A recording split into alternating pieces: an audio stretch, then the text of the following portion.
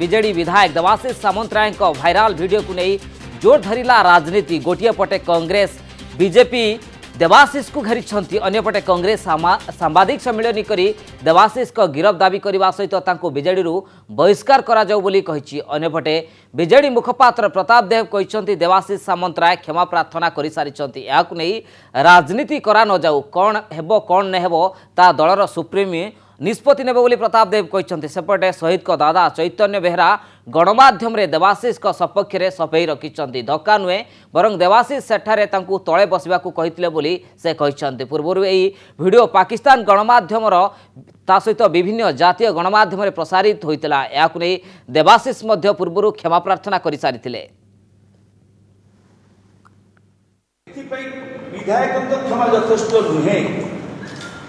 ए राज्यर मुख्यमंत्री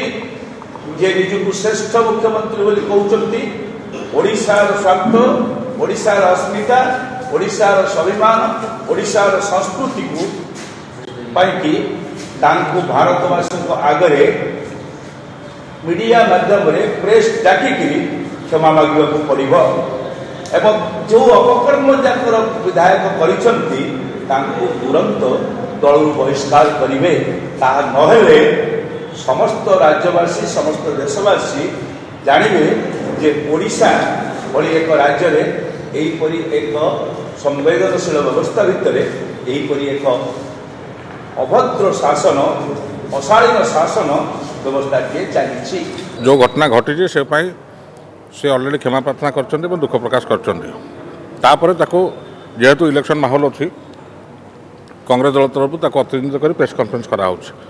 ये संक्रांत रे दल जो निष्पत्ति नेबा कथा दल सभापति निष्पत्ति नेबे सी कहले जे मौसा तुम टिके पाखे जाओ आम फूल पुष्पांजलि दे सारू तो पसलम सरू तुम पड़ो से समय लोक गली ठेलापेला हेले आम जो बाहर पलि आसलु